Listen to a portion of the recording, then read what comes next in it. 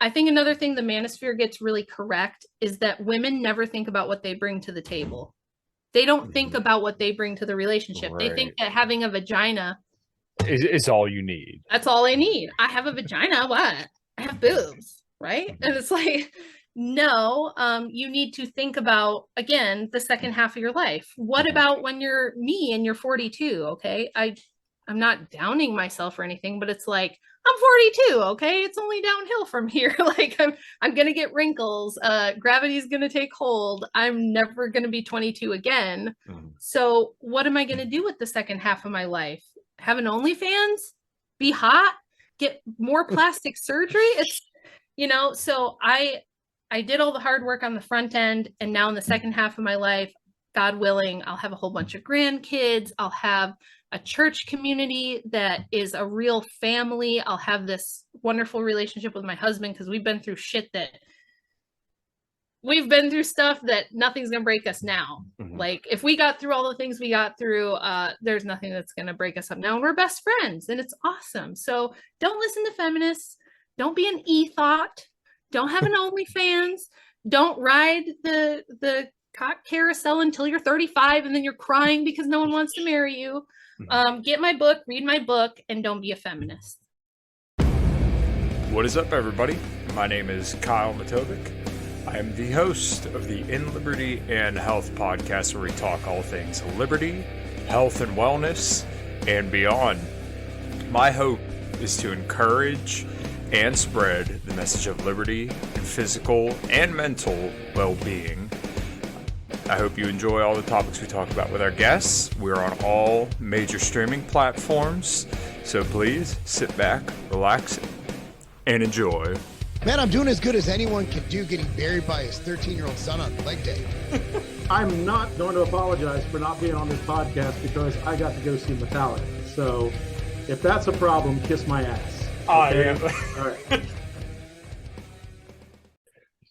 All right, everybody, this is In Liberty and Health, and today I'm really looking forward to this conversation. She has covered a topic that interests me, actually, since I was probably in my early teens, because I saw how the genders were treated in as far back as elementary school for me. So anyways, Rachel Wilson, how are you doing?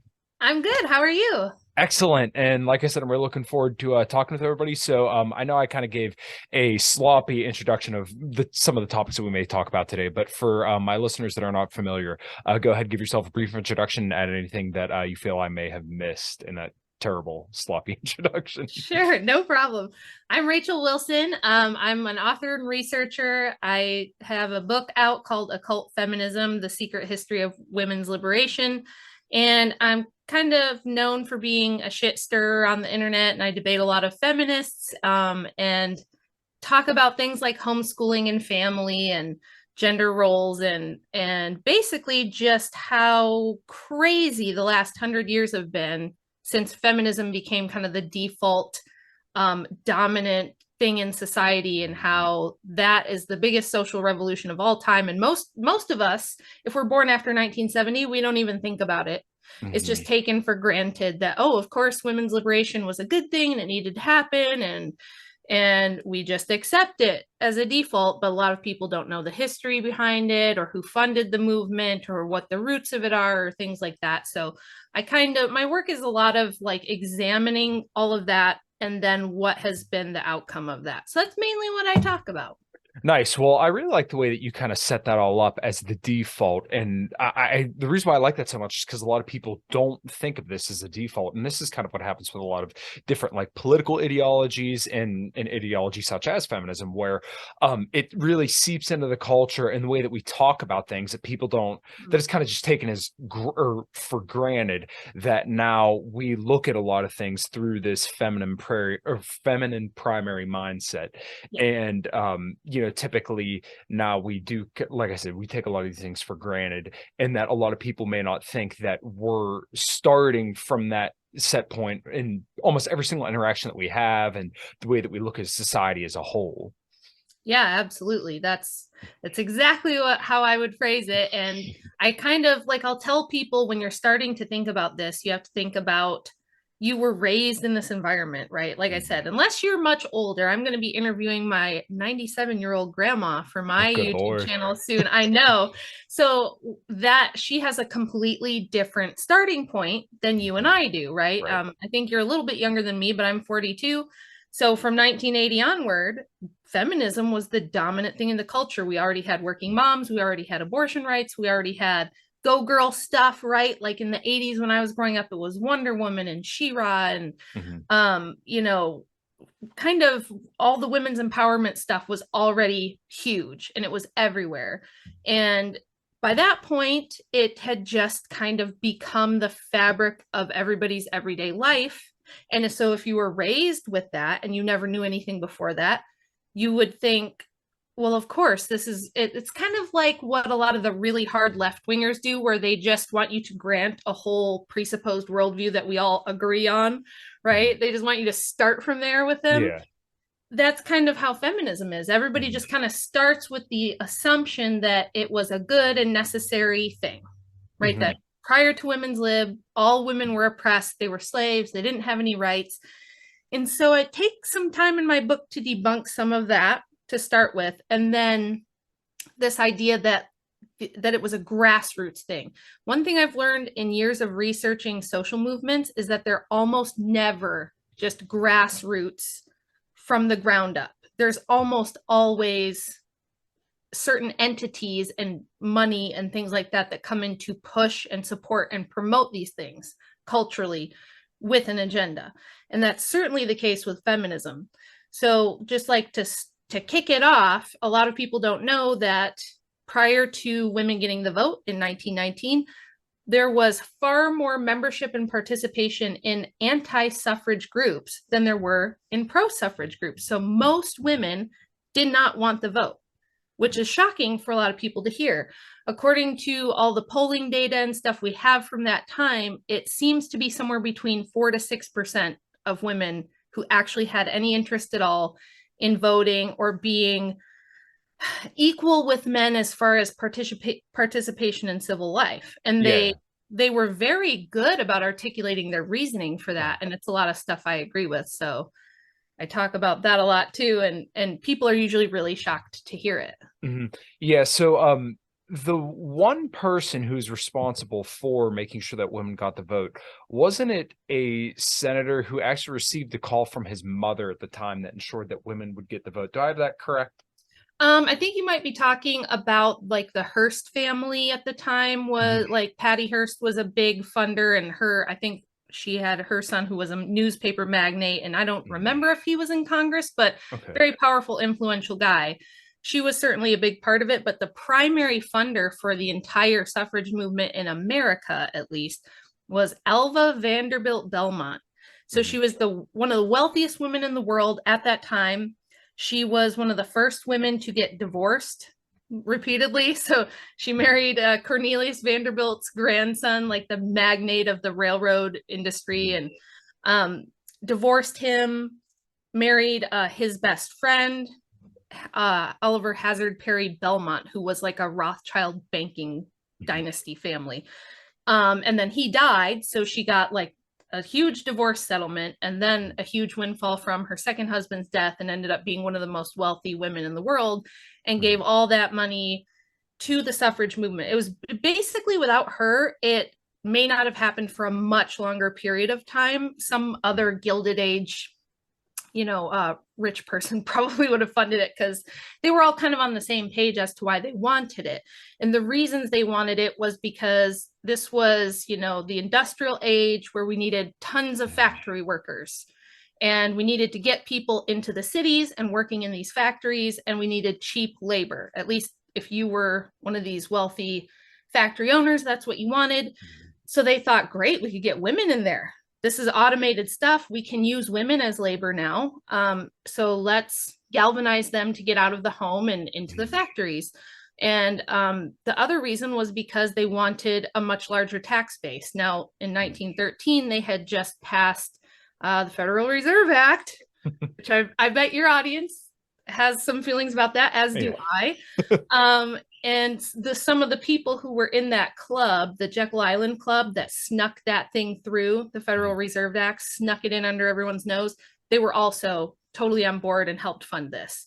So it was really like the wealthy elite who wanted women to work in factories, earn wages, and tax them. So it gives them lots of cheap labor.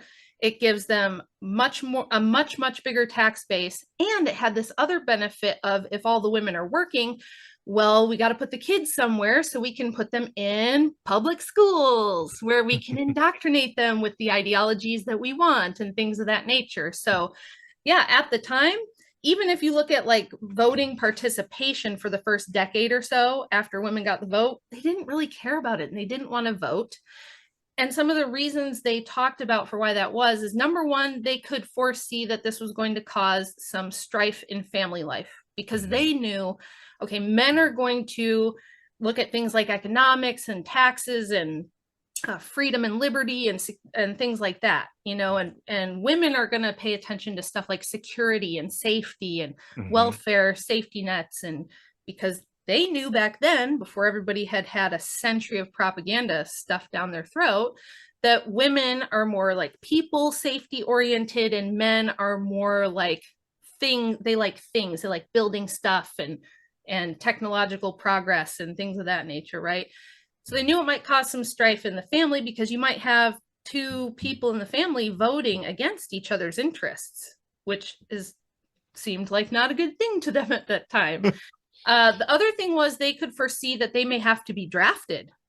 They said, well, if we're full civil participants and we're voting on how the nation is run, we might be expected to defend it. And we don't feel that that's our place. And we don't think we even can do that, because especially 100 years ago, war wasn't as technologically advanced. We're talking World War II trench era fighting, and women are going, we can't do that. We don't want to do that. So they had some really sound ideas for why that was. And the other big reason was, they were like, we're too busy. We have children we're raising. We have church stuff that we're always organizing and putting together. We're taking care of the elderly. We're taking care of the sick. You know, we're raising children, and public school wasn't yet mandatory everywhere. In some states like Massachusetts, it already was, but it wasn't everywhere.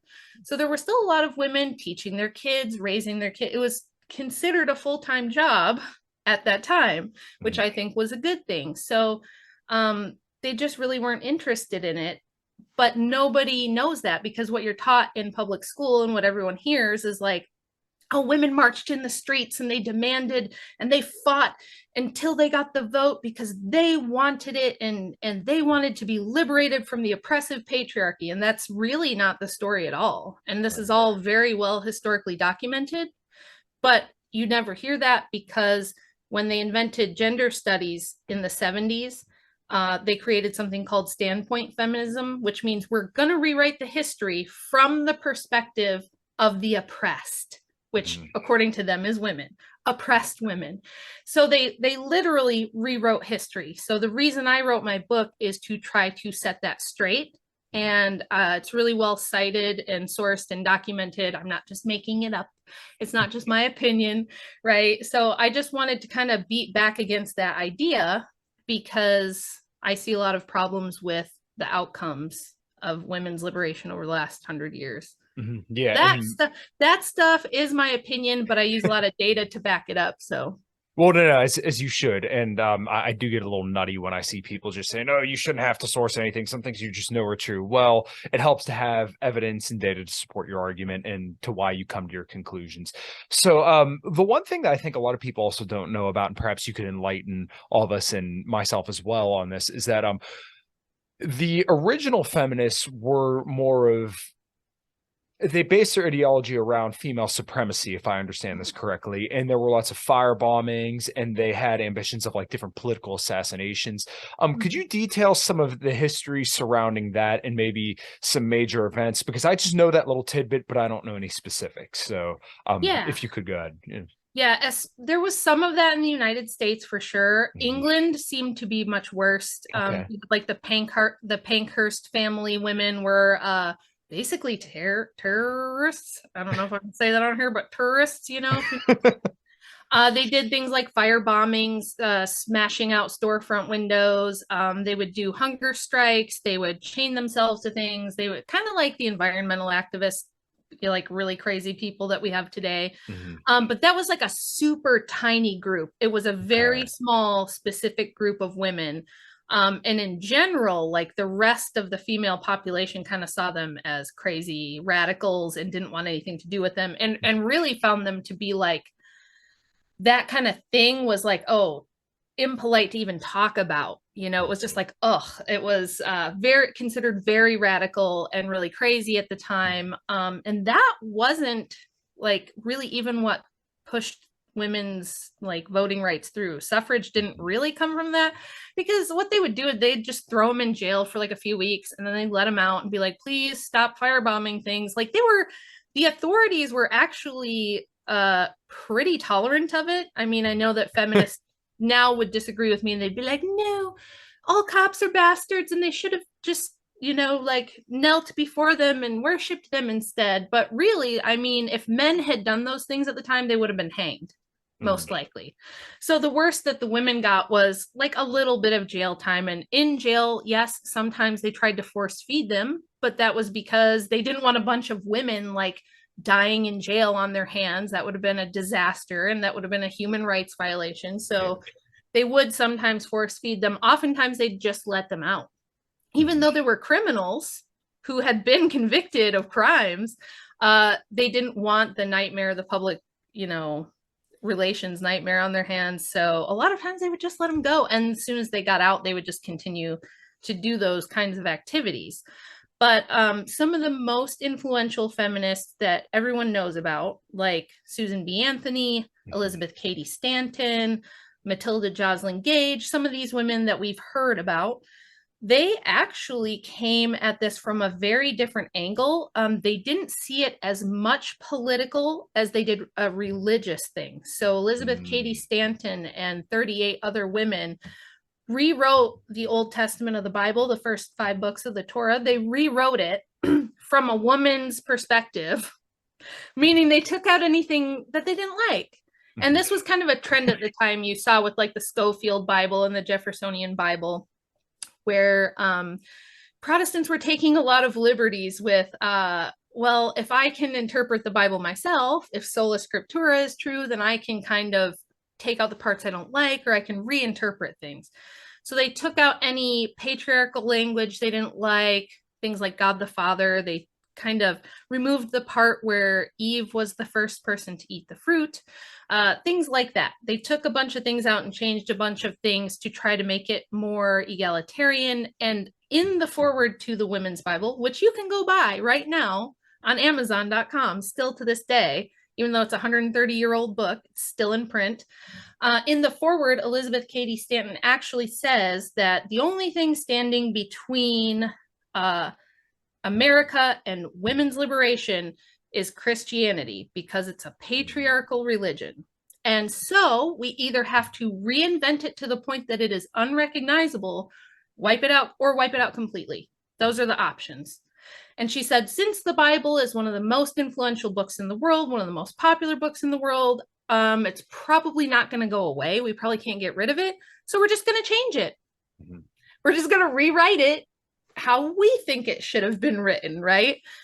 Which is completely blasphemous. If you are someone who's Christian, you should not be cool with that. But that's what they did. And on the staff of people who did this book, there were 38 women. They were mostly practicing occultists, spirit mediums. Some were staunch atheists. Some of them were like agnostic humanitarian types. Some were theosophists.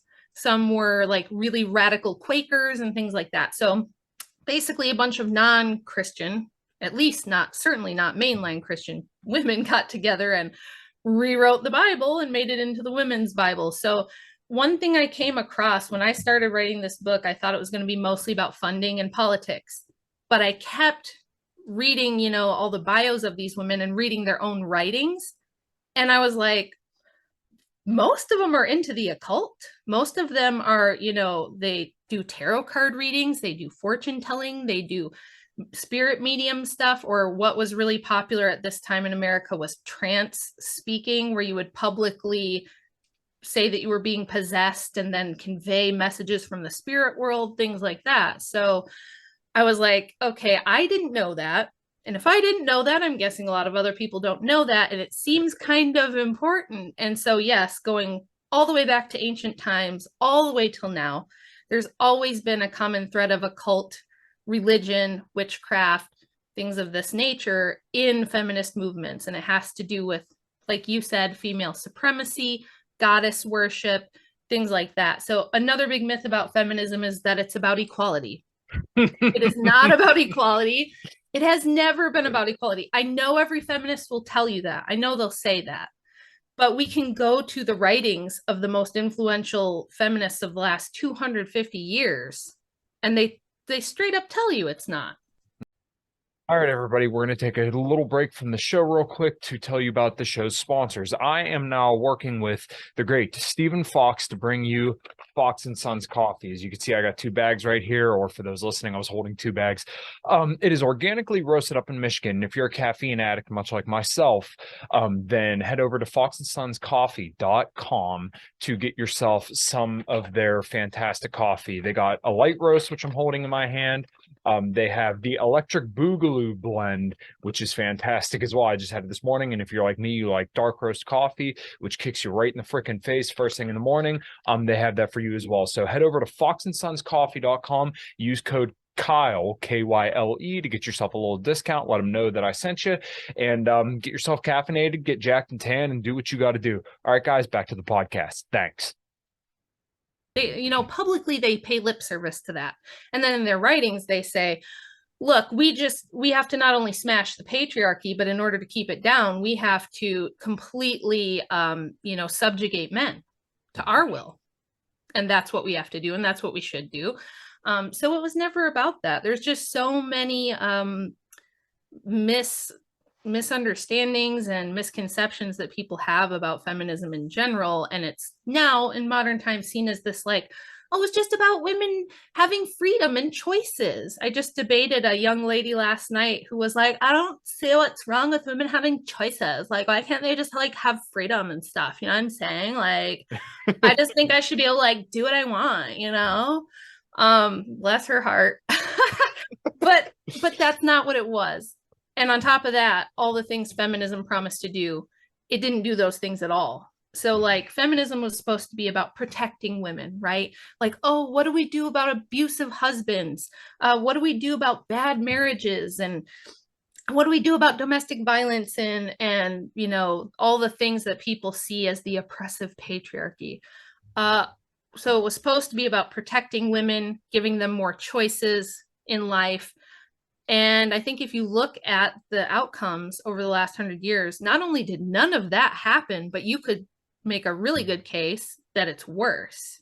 So I could get into some of that too, unless you want to take it a different direction. No. There's a whole lot of good stuff there. The one interesting thing is that I think the other thing that feminism has brought about is this.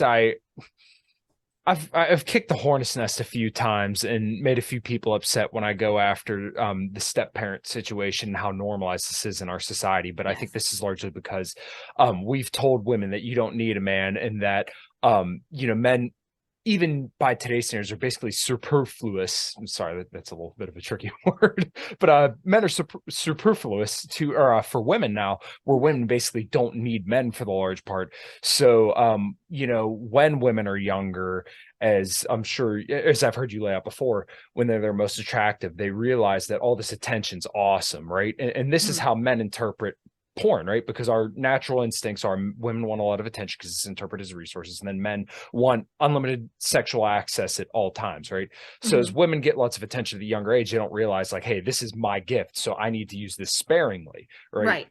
And so now women will go around and be promiscuous, and then they'll have a child with somebody, and they don't realize that sexual value that they once had is no longer what it once was, right? And a lot of this kind of ties into like responsibility. And I think that largely as a society, we kind of treat women like retarded children, right? We tell them they have no agency and that they can do no wrong, and you go, girl.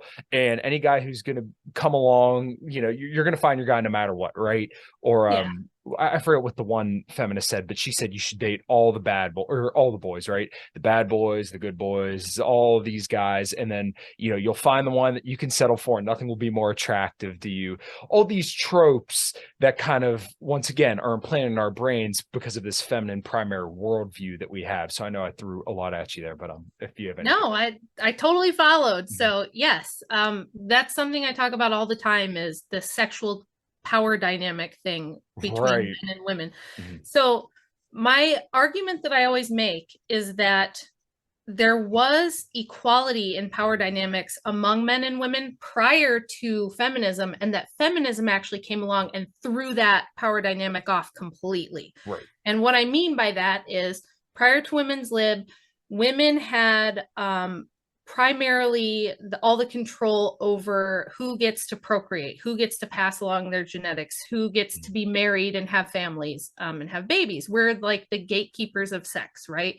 And it was like that throughout all of history, because it wasn't like, you know, people will be like, well, what about arranged marriages? And it's like, yeah, but if you're under the impression that every man got a arranged marriage, you would be wrong. So like genetically, if you take a look at it, there's a geneticist who did a giant study on this and found that all of us alive today have twice as many female ancestors as we have male ancestors. And what that means is that historically, about 80% of women who lived to maturity got the chance to pass along their genes and have children, and only about 40% of the men historically ever got a chance to do that. So right there, 60% of men aren't going to leave a legacy, aren't going to leave a footprint genetically on humanity at all. They're just going to be born, they're going to die, and that's going to be it. Whereas as a woman, all you had to do was like basically be fertile, and you were going to have babies, right? You were going to, and if you had babies, the expectation was somebody should be providing for those babies and taking care of and protecting you. So that's a big thing. Like, men might have had the monopoly on force, on physical force. They're bigger, they're stronger, always have been, always will be. That's true. But we had a really important advantage, which was we were valued for being mothers. We were valued for being wives, and we were seen as like a valuable thing. And men had to prove themselves. They had to provide something of value, usually to get a wife. You didn't just get a wife. So when we gave women sexual liberation and political rights, and also women have all the financial power now. So we can vote, we can be senators, we could be presidents, we can have high-ranking CEO women. And on top of that, now you have stuff like OnlyFans, you have women's number one career choice in 2020. girl influencers, right? The Instagram girls that all they have to do is post sexy bikini photos. They get like 1 million followers, and they're wealthy just from posting pictures of themselves to Instagram and nothing else, right? So that threw off the power dynamic. Men are at a great disadvantage, and you can see this in tons of areas of life. Probably the most obvious one would be family court. So 70% of divorces are initiated by women now. Among college-educated couples, that number goes up to 90%. So something to think about if you want to marry a girl with a college degree. She's probably going to bring an average of $36,000 of college debt with her, and she's going to be far and away more likely to divorce you than you are to divorce her. Okay, yeah, real quick on this point. Wow, I actually didn't know that. That's fascinating. So pretty nuts. You have to wonder if that's intentional, because also as women begin to make more money, they also tend to divorce men more often. Yes. And because I think it's one of the things that precipitates divorce the most is women getting a raise, because, you know, women want an equal partner, but that equal partner has to make 58% more than they do. Right. That's exactly right. And it's so funny because, you know, my kids are raised in my home, which is very traditional and, dare I say, patriarchal, the P word. And I have 4 daughters, and the youngest are 14 and 11. And we were having a funny conversation this morning where they were talking about what boys they thought were cute, like all girls that age do. And the one that's 11 years old was like, yeah, if I'm gonna date a boy, he has to have abs and be like 6'2". And then the 14-year-old says, yeah, I like boys with blonde hair and blue eyes, and they have to be at least 6 feet tall. And I was just like, these are my kids even saying this kind of stuff, right? Right, but it shows you kind of the world that's been laid out for them and the expectations, and it goes to both sides too. But the guys in the Manosphere say that you should have the 666, right? 6 feet tall, right. 6-pack abs, and six-figure income. Mm-hmm. Right. Yeah, I mean, let's just be honest for a second. For men, it's like, is she kind of attractive and not horrible to me? Okay, probably good enough. I'll go for it, right? Guys don't usually have, like, in general, these super high expectations, whereas women, we have data on this. How well men who are under 5'10" do in the dating arena, it's not good. Men who are bald, not good.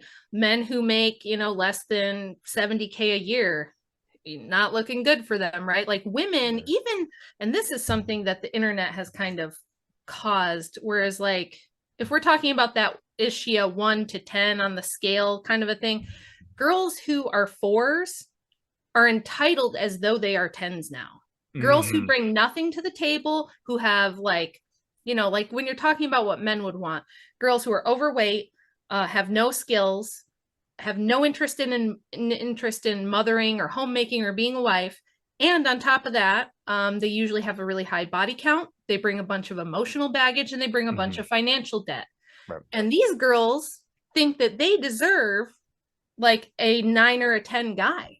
And they really do. Like if you've seen like some of those viral videos where they do like man on the street just asking girls what they think, they will say that. It's kind of mind-blowing. And men don't think that. And the reason why is because as a boy, when you're growing up, and you're going through your adolescent phase of life and you're a teenager, you quickly realize the world doesn't give a shit about you, and you had better bring value of some kind for people to care. Like people are going to judge you based on the value you bring in some aspect in life. For girls, it's not that way, because you go from being a young girl to being a teenager, and as soon as you hit your post-pubescent years, the world looks at you based on your fertility. Like I said, you don't even have to be super attractive. You just have to be like acceptably attractive and fertile because you're young, and people treat you differently. And so they never know anything else. And they're under this assumption that that's going to last forever, that this is just what life is, right? And if you're hot, it's worse. That's why I think there's this thing called the hot crazy matrix, where it's like the hotter a chick is, the crazier she is. And it's because that kind of power does kind of make people crazy. So if you are a really gorgeous, like knockout girl with like all the curves and everything, you're going to be treated from the time you're developing your personality as a human into your 20s, through your 20s, you're going to be treated like you are made of gold, and you're going to think that you have this crazy intrinsic value, right? Because everyone like will open doors for you, buy things for you, offer you the world. You can have a boyfriend that will take you across the planet on fancy vacations, and the world just throws itself at these women's feet. They can have anything they want if they're really attractive. And then what happens is they think that'll last forever. And since they have so many options, they usually don't get married. They play the field. They go from one guy to the next. And then they hit a certain age. They hit what we call the wall, right? I don't know if any of you guys have seen, there's a guy that had a YouTube channel, Better Bachelor, and he had this viral video of a woman who was right around this age. She was like 36 or something. Very, very attractive woman. And she is the exact lady I was just talking about. Had always been good looking, always had a ton of options, always had a lot of money coming her way, resources coming her way based on her attractiveness. She never wanted to settle down. She turned down a bunch of marriage proposals. And as she was getting into her mid-30s, suddenly She wasn't getting the attention she was used to. The caliber of guy she was interested in was no longer interested in her. A lot of much older men were now asking her out, and she's like, why do these 50-year-old guys like want me? I don't get it. I want somebody who's young and fun and all these things. And it was a video of her literally in tears, crying the whole time because she did not understand this. She was like, I don't know what's happening. And my friends are all married and they don't want to go out anymore because they have kids. And she was just like having this crazy midlife crisis. And it's very easy to see those women and like dunk on them and be like, yeah, that's what you get. But they just don't know any better. And we don't culturally explain this to young women like my grandma would have. Right. My 97-year-old grandma, when she was young, her mother and grandmother would have said to her, you know, you should probably find the best guy you can when you're young and get married. They would have never told her to wait till she's 36. It would have been like, yeah, if you want to get married and have a family, you should do it when you're 19, 20, 21, 22, somewhere in there, when you have the most options and you're young and starting a family makes sense. And so those girls kind of implicitly understood, oh, this doesn't last forever. This is a short period in my life that I have this magical power that I sit on, right? I have this magic thing I'm sitting on that makes everybody want to do nice things for me, but that's not going to last forever. Today's girls don't think that. And part of it is because you see like Jennifer Lopez and Madonna and, you know, these women in their 50s and 60s trying to be young and sexy forever and trying to extend this sexuality like into old age, like far past menopause. And they think it's like, well, if I just get enough plastic surgery and I look good, it'll stay the same. And it's like, no, because you could be the hottest 55-year-old ever, right? J-Lo still looks great. Yeah. She's in her 50s. She still looks great. But if you put her next to a 22-year-old who's hot, well, there's just no, for men, there's no contest because one can give them offspring, the other can't. And that still matters. But young women don't understand that now. So they turn 18, they start an OnlyFans, they start an Instagram, they figure out they can make a lot of money and get a lot of attention from their sexuality. And then they have no plan at all for what they're going to do when that phase of life is over. Yeah. Yeah. So one thing I wanted to get into it with you a little bit about, the Manosphere is a very, very interesting space. And I know we did a little bit of back and forth before we hopped on here. I try to tell people you got to take the good with the bad because there is a lot of good there in terms of helping men understand the dating market today, because it's not like way back in the day. And if you just strictly follow the trad line, I feel like if you just listen to Jordan Peterson and Matt Walsh, you're going to be hung out to dry because you don't understand this power dynamic that you're speaking to, because they never talk about that. They tell you to just sack up, take more responsibility because you're a man, therefore that's your duty, which they're not entirely wrong, and that is noble to do. But the problem is 100% responsibility with 0% authority, which is generally what we have in most relationship situations, is essentially slavery. And that's what they're kind of signing men up for. So this is why I think people should kind of listen to some of the Manosphere guys. Now, yes, Andrew Tate, Fresh and Fit, some of these other guys do say some really silly shit that I wouldn't get on board with. But in terms of understanding body language or dating non-exclusively for a short period of time and just getting experience with women, not necessarily saying that you should go out and, you know, bang all the 304s down in Miami, but understanding social dynamics and at least improving your relationship with yourself and with women, I think is a good thing. And then helping that transfer over to perhaps a long-term relationship where you understand the dynamic there and can kind of use these cues to your advantage. And once again, this isn't to say you should be manipulative or anything like that, but just kind of understanding the totality of your situation. Where do you think the Manosphere kind of goes wrong, and what do you think they get right? So I know I kind of threw a lot at you, but no, I think you have a unique perspective. I love that question. Yeah, I really love that question because I kind of have two worlds that I have my little feet dipped in. And one is my like Orthodox Christian, very traditional, spiritual, philosophical friends that I do a lot of podcasts with. But I also have friends in the Manosphere, like Aaron Cleary. Shout out Aaron Cleary, my bud, my pal.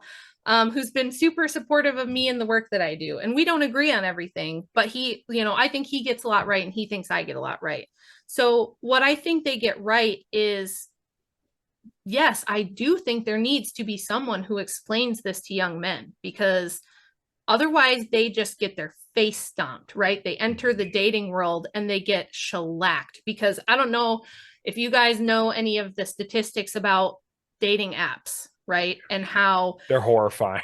how bad it is for guys. Like, you have got to be the top 1% of men on a dating app to get anybody decent to even click on your profile. Whereas a woman can go on there. She can be like, I'm 22. I got 3 babies by 3 different baby daddies. I got a bunch of debt. And sometimes you could even have one on the way. Right. And I'm pregnant and I want a man who's going to take care of my kids and pay my bills and like can make insane demands, and they will still get tons of interest, right? That's really bad. And one of the good things about the Manosphere is they're helping at least tap the brakes on that, because that's really, really bad for men, but it's also really, really bad for women. It literally makes women insane. So to give them that much power, to give them this completely delusional view of the world and of life, I see this in girls all the time. When I debate girls younger than me, they're just like super, super entitled. They're like, I don't see why I can't just do what I want. I mean, I can just do what I want. What's the problem? Why do you care? And they've got this horrible attitude. They don't take good care of themselves. They don't really get their life in order very much. It's like they're total disasters. And the narcissism and the total delusion and detachment from reality, then they get older and it goes completely off the rails. And this is another thing we can see in some of the stats. A full 25% of adult women in America are taking a prescription psychiatric drug. 25% of all American women are on a psychiatric prescription drug. That's nuts. Another stat for you would be that by the year 2030, only 7 years away, 55% of all women of childbearing age are going to be single and childless. That could be, not even kidding, like a catastrophic civilization ending event if that truly comes to pass. And if we continue on that, we're already super well below replacement levels on the birth rate. Women are, I think 88% of women take birth control in their lifetime, hormonal birth control, which we never tell them all the risks of it, and that a lot of them may not be fertile if they take it for a certain amount of time. No, it's fine. If you're breaking out, just take birth control. Don't worry, you'll be fine, right? They totally just pass it out like candy. Yeah. You're never really, it's like, oh, you shouldn't smoke because you could get a blood clot. But other than that, take all the hormones you want. And it also, birth control changes women's mate selection drastically, because the birth control pill basically convinces you that you're already pregnant. So your body and your brain and your hormones think you are pregnant. Therefore, you're much more likely to pick like docile, submissive, gentle men, rather than like the kind who can save you if there's like a home invasion or a disaster, right? Yeah. The more like masculine high T men are not going to seem as appealing to you because you think you're already pregnant. So you want these like what we would kind of call beta type of males, right? The male feminist fedora hat wearing gentlemen are the ones that women end up with. But then, of course, at some point, that's no longer satisfying. The woman ends up getting a divorce. It's just everything has been thrown off. The entire natural order of how all these things work has been turned on its head and inverted in less than a century. It took from about 1920 to about 1970, so about 50 years.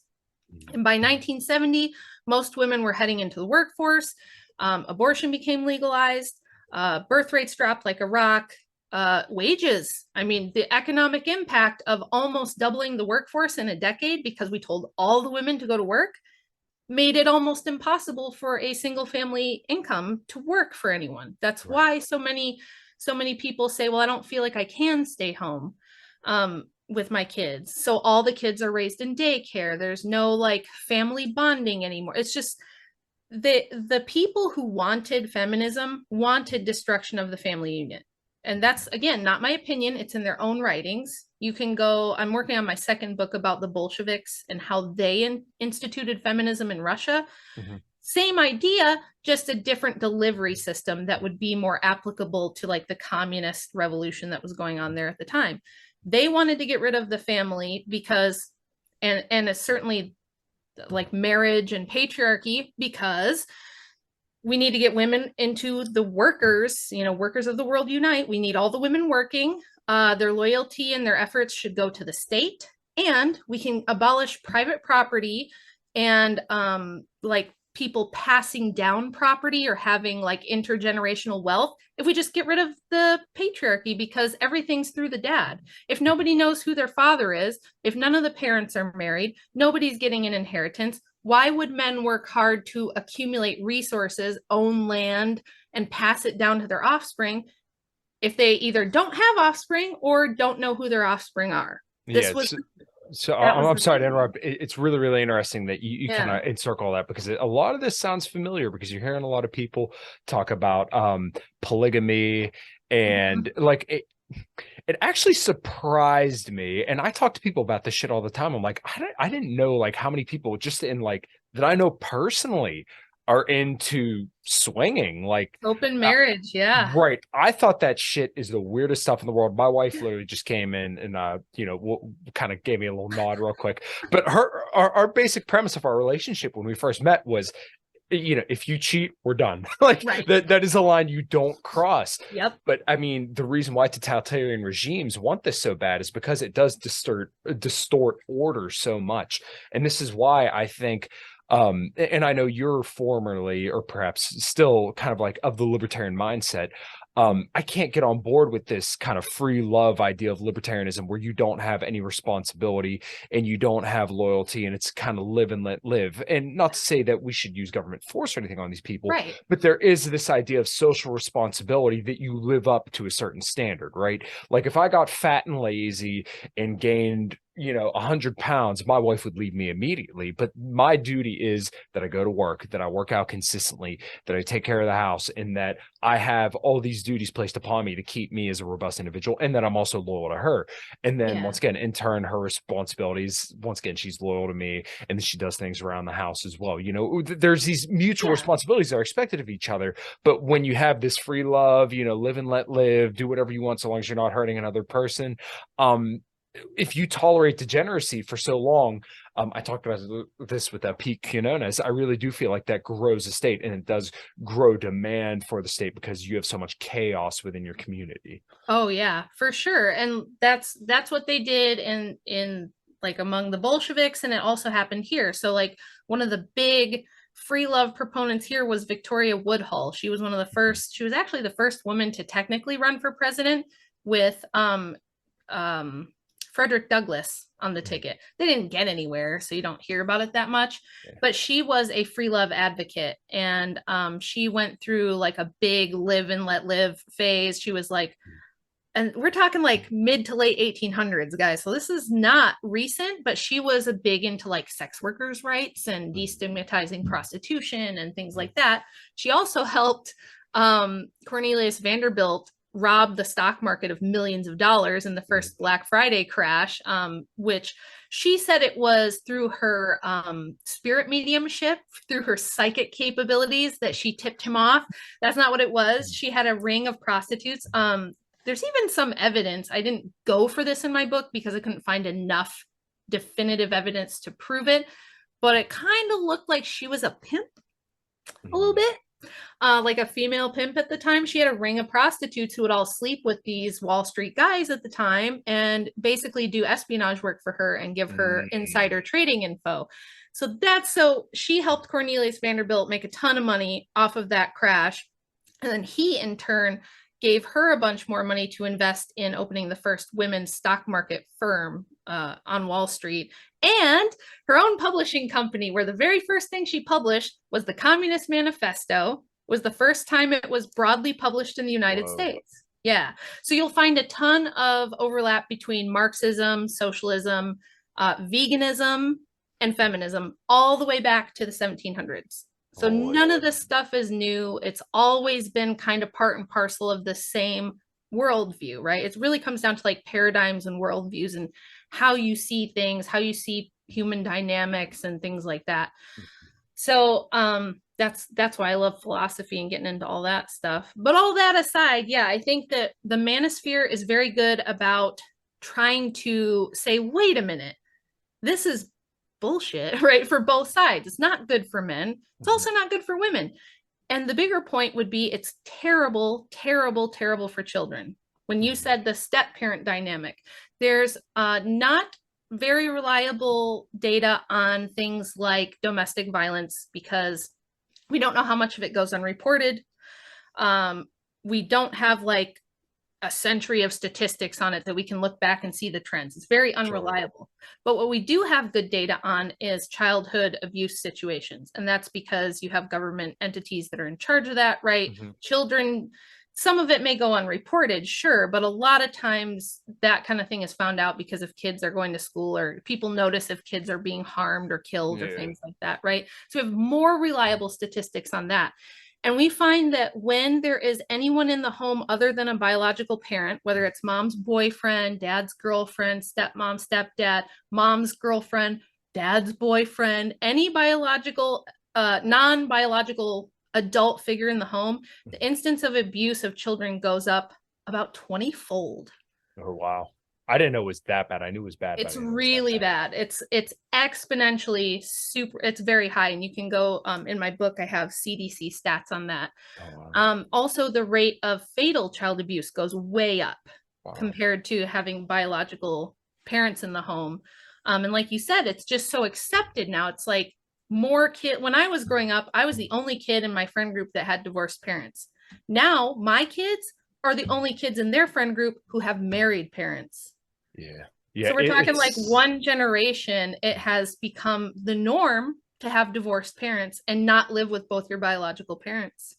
Yeah, it's really insane to me because my wife and I are both from divorced parents.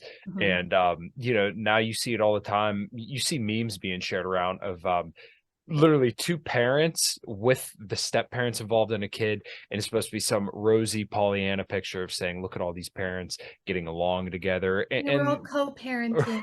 right. And my question always is like, well, if you guys get along so great now, like what changed? Right. Like you guys have a kid together. And once again, this isn't to say that every single situation monolithically works out no matter what, but like if you guys can still get along, like what's stopping you from staying together, especially when you have a child in that situation, and especially laying out the stats you just laid out. And this is kind of the point that I want to draw people's attention to when I'm kind of, swatting the single mother or the step parent's hornet nest, is that like, you guys don't understand how bad this can actually be. And once again, this isn't to say all step parents beat the living shit out of their kids and they're, murdering their kids in the night, because look, I have two great step parents. I really do. Love them both dearly. They did a lot for me. But, the likelihood, if I was living with them for any extended period of time, of me being abused by them is significantly higher than that of my biological parents. And this is because, once again, men's natural drive. We want to know that fucking kid is ours, right? That is the most important thing for men. Right. So therefore, if you're raising another man's kid, well, what's your investment in it? But once again, this has been so normalized because you're no longer the stepdad, you're the dad who stepped up, right? And once again, this isn't to shit on them or say there's anything morally wrong with them, but this is just the tropes that are reported out, so that way we can tell women to always feel good about themselves and that don't worry, there'll always be a man for you. Yeah. So like there's no system. We live in a fallen world with fallible human beings. There's never going to be a system that prevents all abuse, that prevents all bad situations from happening. However, like I said, feminism and no fault divorce, which I rail against all the time, were proposed as solutions to a problem. They did not fix the problem. They exacerbated the problem. We have more vulnerable women and children now that we've had feminism and no fault divorce than we did before. And the reason for that is, if you're a predator, let's say you are one of the bad men that's out there and you're predatory towards children or towards women, a single mom is like your prime choice because she's probably statistically much more likely to be impoverished, much more likely to be isolated, much more likely to be desperate and have lower standards. And there's no dad around to protect the kids who are in the situation. So if you're a child predator, single moms are like an all-you-can-eat buffet. It's what they go for every time. And this is one of the reasons that those step-parent statistics are so high. My husband, I was married before him. A terrible divorce before him. It was awful. I was a victim of domestic violence myself. So I'm not talking about this like hating on single moms, which is something I get all the time. Terrible things happen. But even me looking back on my life and me looking at other situations, I wouldn't have been in that situation if I hadn't been raised to think things like, oh, marriage is just a piece of paper. I don't need the piece of paper to tell me I love someone, and I can live with my boyfriend and it's basically the same thing. Plus, we can share the bills and I can move out of my parents' house faster. So I did what a lot of us do, which is you think all those things are fine. You move in together, you get pregnant, and now you're stuck there. But the guy can take off anytime. Things can go really sideways. So I was basically thinking of myself as a man and not understanding that, okay, this guy has no incentive to marry me or treat me like I'm valuable because I'm just totally giving myself away for free. Right. Like at that point, what is the incentive, right? So I mean, it's just in the way that we think about these things. It's not that we're proposing use of government force to make people behave a certain way. I think all of these things really revolve around propaganda and stigma, right? We should stigmatize behaviors that are proven to be harmful. We should encourage behaviors that generally keep things on track and make life better for everyone in society. So we're not saying like, oh, we should make things illegal and we have to, it's not really about that. The reason we're in the position we're in is because we've had decades and decades of false propaganda being pushed at us. So I've done some stuff like where I evaluate and analyze Disney movies and some of the feminist themes in Disney movies that really took off in the 80s, like The Little Mermaid being the first most obvious one. What's up, everybody? We're going to take a quick break and tell you about the show's sponsors. We are brought to you by LMNT electrolytes. I've been using this stuff for years, and what I've honestly found is that if I didn't have electrolytes before some kind of cardio, and sometimes even before workouts, that my workout performance, or definitely cardio performance, would suffer greatly. Sodium is responsible for every single movement pretty much in your entire body, and let's say you drink a lot of caffeine like I like to do, then maybe it is a good idea, like I do every single morning, put some LMNT chocolate electrolytes there in your coffee to get a little bit more sodium, potassium, and magnesium in your coffee, so that way whatever diuretic effect you get from the caffeine is pretty much diluted by the fact that you put chocolate salt in it. Also, it tastes really, really good. Get some chocolate cream or hazelnut cream or even coconut, and mix that all up. It tastes really, really good. So yeah, make sure you go to drinklmnt.com/inlibertyandhealth and pick you up some electrolytes today. All right, guys, thanks.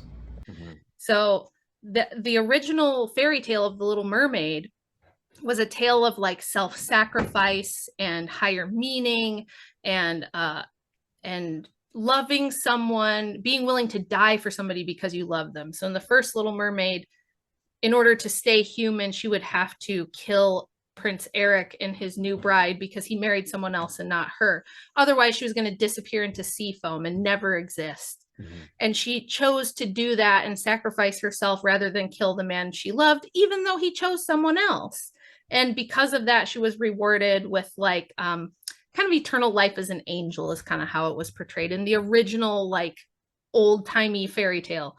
In the Disney version, right, Ariel's dad catches her doing stuff she's not supposed to do, sneaking up to the surface. He tries to lay down the law and say, no, that's dangerous. You're young and you don't know what you're doing. So I'm going to put my foot down and tell you no.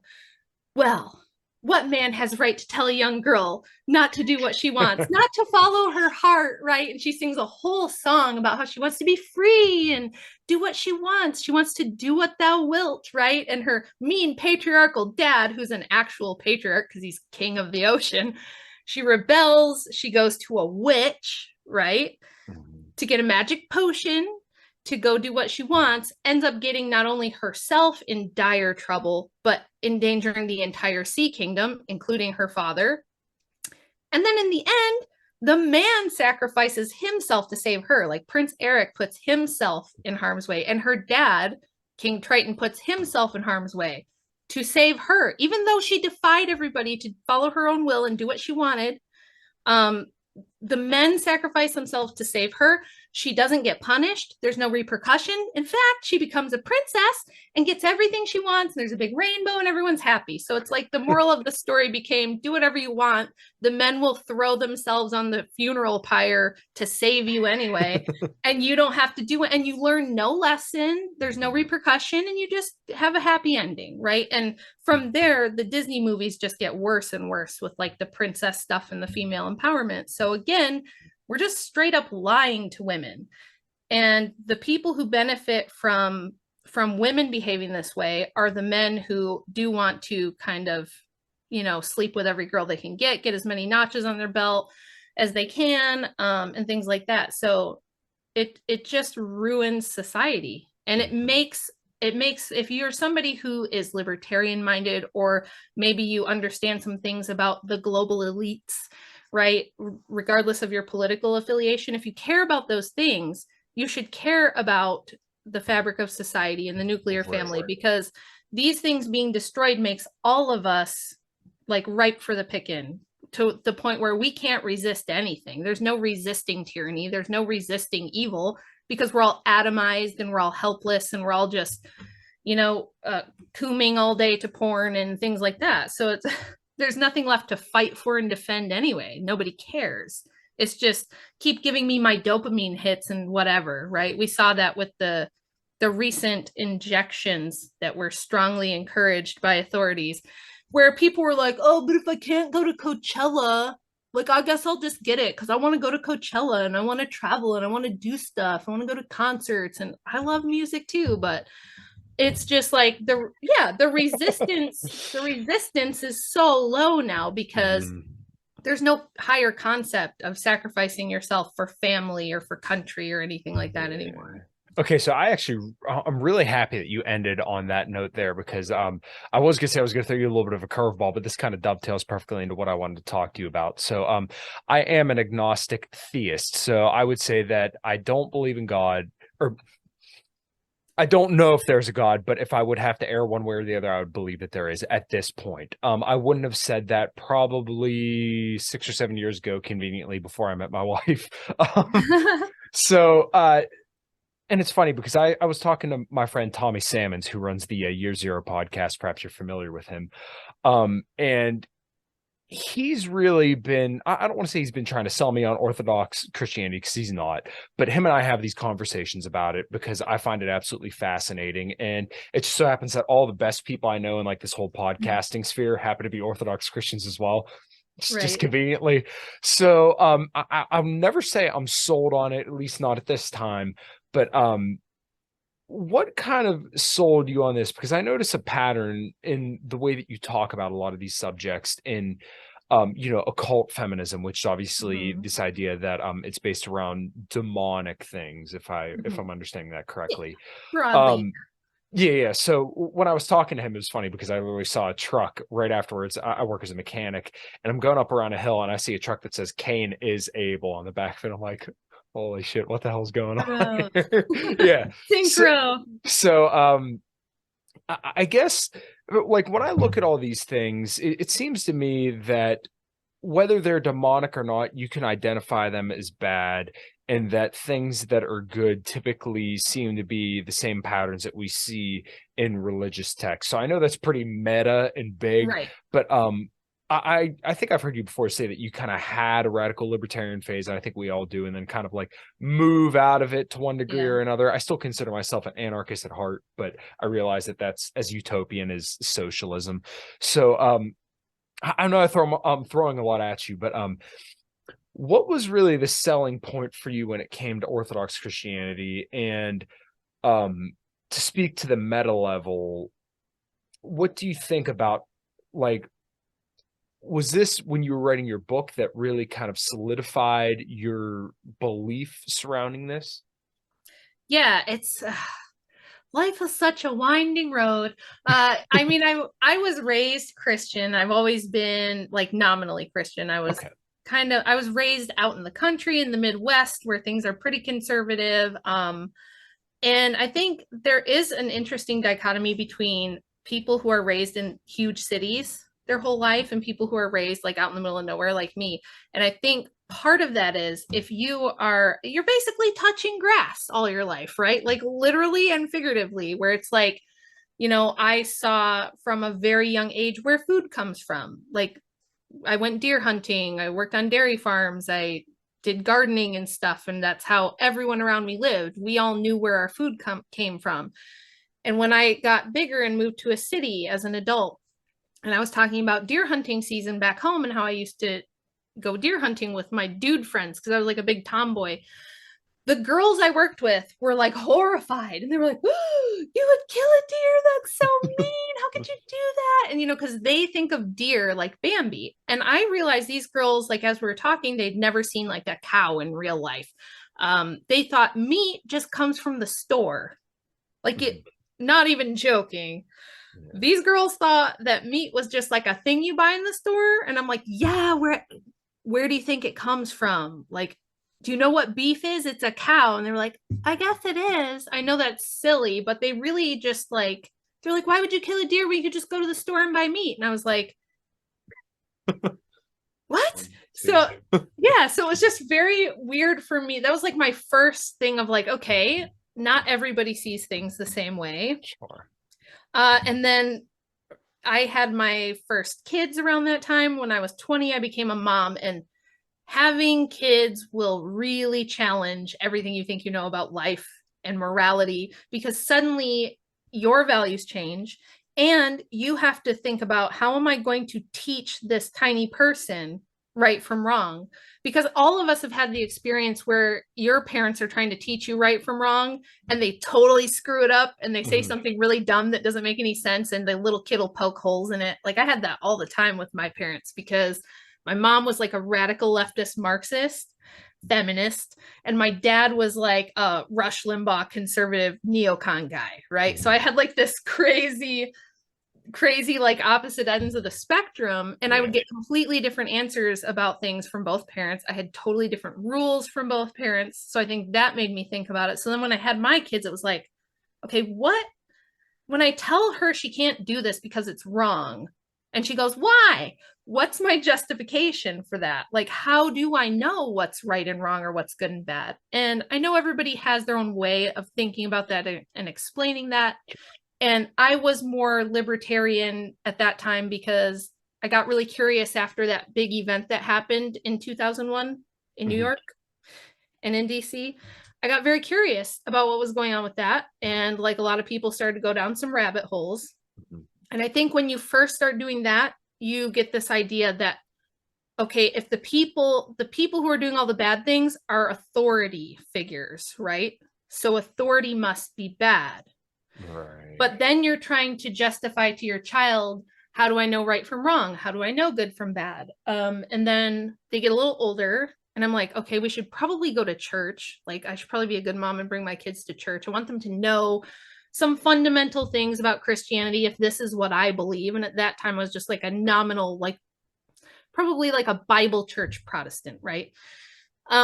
And so I started going to different churches with them, looking for one that I thought was a good fit. And then I'm going, oh, how do I know which one's right? And, when I go to this church, they have this interpretation of what the Bible says. When I go to this church, they have a different interpretation. And how do I sort that out if we're all Christians and we have all these different interpretations, right? So these things all kind of came together for me, like at the same time over the course of many years of me going, okay, if authority is bad, but we can't agree on what the Bible says, is there an authority that knows what the Bible actually says?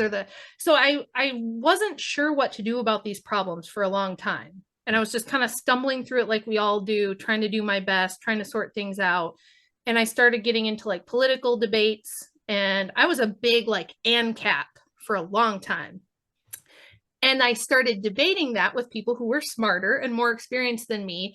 And not only did they kick my butt in some things, but I mean, I would sit there and think and think and think through these problems and talk to my husband about it and be like, how do we solve this problem of hierarchy, right? And I remember watching The Walking Dead, which is like, right, this great reset event that a lot of ANCAPs talk about, because a lot of times there's this idea and this theory that there will be a reset of some kind of like an EMP or like a mass disaster or a nuclear attack or something. And then maybe we can like have a reset and start over without this authoritarian government stuff. Yeah, it's kind of funny because a lot of the ANCAP libertarians would probably be in the bottom of this metaphorical space if you met any libertarians in person. Well, that was me. That was me when The Walking Dead came out, and people laugh at this. They think it's funny, but I had like an epiphany because in the beginning of that series, when it is it's a reset event. Most of the world died and there's zombies and there's no CDC, there's no government. The first thing everybody did before finding food, before finding safety or shelter, was find a leader. Everybody's freaking out, everybody's panicking. What do we do? Put someone in charge, right? And they pick Rick, ends up being the guy in charge, and he doesn't even really want to be in charge necessarily. And like, there's a whole bunch of stuff around that. But I was like, this is true. Like, this is a true thing that I can't find a way past, which is whenever the hierarchy is wiped out, whenever the authority is wiped out, the first thing people do is demand that somebody be in charge. And that's because we really aren't these little islands unto ourselves that are complete individuals who just can all individually do whatever we want and it'll all work out. And so like that was the beginning of me going, oh, shoot, I think hierarchy is inevitable. And then you look around and find that there's hierarchy everywhere. And in the Bible, there's hierarchy among the angels. There's hierarchy among the demons. There's hierarchy among all of God's creation. And, this was when I was already pretty like anti-feminist by the time I was like 20, because having a baby made me go, wait a minute, this is a bunch of shit. I've been told a bunch of lies. So like I was thinking, okay, I don't think hierarchy has to be bad. And maybe sometimes it can be bad. But so I started thinking through that stuff. And then 2020 happened. And I was already thinking that there was something wrong in Protestantism. Like it didn't have like a central cohesive worldview that made sense, because each Protestant that I went to would try to justify why they were right. And there would be holes in the story and the worldview would not be cohesive and it would make the Bible look contradictory. And I was just like, I know there's something missing, right? Well, all the churches closed at the beginning of 2020. And I was like, well, what do I do now? And I asked my friends, like, what are you guys doing? Do you watch like services online? Like, what do you do?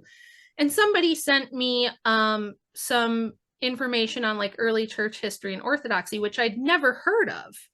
I was like, I've never heard of this. How did I know that the church that Christ and the apostles established survived intact, unchanged until now? Wait, you're telling me this exists and it's here and I can go to one? That's crazy. How did I not know this? So that blew my mind, just that I thought it was just Protestants and Catholics, like most of us do in the West. I didn't know that the church of the first 1,000 years was still around. So I was like, well, that's super intriguing and I want to know more. So that same friend sent me a debate between Jay Dyer and a Protestant. I don't remember which one, but I'm sitting there doing my nails like a girl and listening to it. And I have my earbuds in and my husband's like nearby and I'm listening to him debate the Protestant and I'm super skeptical still, but he was just crushing the guy and just kicking his ass. And I would be like, shit, damn it. And my husband's like, what's going on over there? I'm like, oh, nothing. Just my whole worldview is crumbling in front of me. But then I was like, okay, so let's look into this Orthodoxy thing. And I wasn't super steeped in theology, really, just basic surface level stuff. Didn't know much church history, had to do a lot of reading. But as I did, and as I learned about it, it was like all the things about Christianity, I knew some of it, I knew it was true. Like I really felt it was true. But there were things about it that seemed incoherent or contradictory or that they didn't make sense. Orthodoxy solved all those issues for me. It provided a coherent worldview, a coherent explanation of Christianity, of how we can believe these things. because I had terrible time evangelizing prior to this, because if you've ever talked to an atheist or an agnostic, they'll say things that like you don't have a good answer for from a Protestant worldview, like, okay, if God is so good, why did he like wipe out the whole world with a flood? Or why does this verse seem to contradict this verse? Well, that's because Protestants have totally kind of, not to be mean, Protestants, I love you all. They've kind of bastardized the actual meaning, the actual original interpretation. It's just a different worldview. It's trying to take a legalistic post-Enlightenment approach to Christianity, which doesn't work. And when you go back and read the early church fathers and the patristic interpretation of Christianity, suddenly it's this incredibly cohesive worldview. And I like to say, some of my other friends say similar things.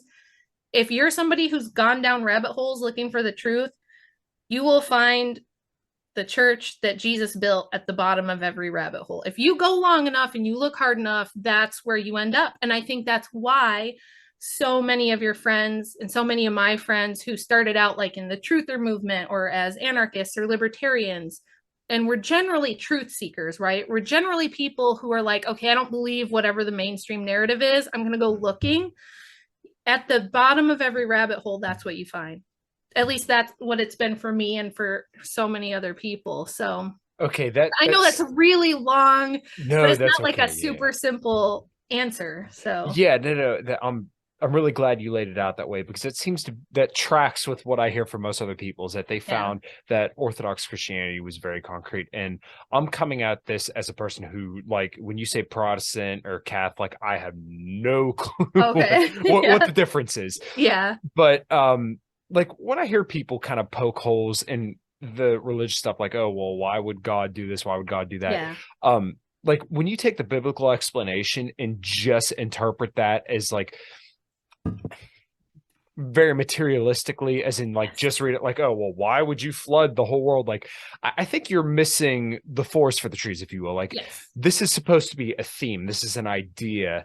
And it's kind of like when the Manosphere guys kind of say like alpha or beta, like you're not literally an alpha male. You're not a silverback gorilla on the plane beating your chest to signal to other women. No, this is a placeholder term to move on to bigger ideas. That's kind of how I'm looking at these religious texts when I hear people talk about them or when I hear them explain, is that this is kind of like a pattern that was witnessed one time in history, that was documented, and then this is meant to play out throughout history over and over again. Because as I think you've laid out with feminism, a lot of this stuff tends to come in cycles, right, where it's not necessarily anything new, but it may just have like a different mask, or this may just be presented a different way, but this has happened before throughout history. So this kind of gets to the idea for me, is this the chicken or the egg? Is this human nature to do this, or is this because we have a religious connection to something greater than ourselves? So I know that's very, very like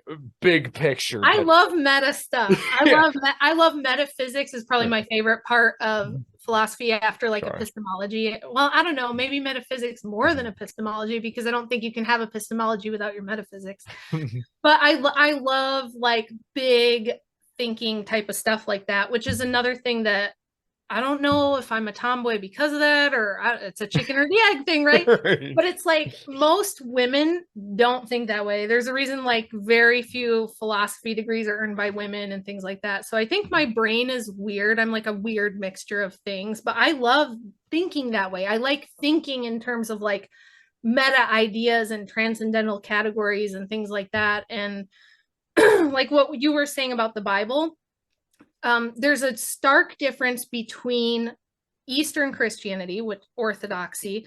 The reason we call it Orthodoxy, we were originally like the one holy Catholic and Apostolic Church, but Rome broke away from that church around 1054, the Great Schism, and it became Roman Catholic. So when most people hear the word Catholic, that's what they're thinking of. That they have a pope, it's a whole different system. They innovated away from the original church and changed a lot of dogmas and doctrines and kind of innovated their own religion, really. And then Protestants, because there was so much corruption in the Roman Catholic Church, broke away from it and did the same thing.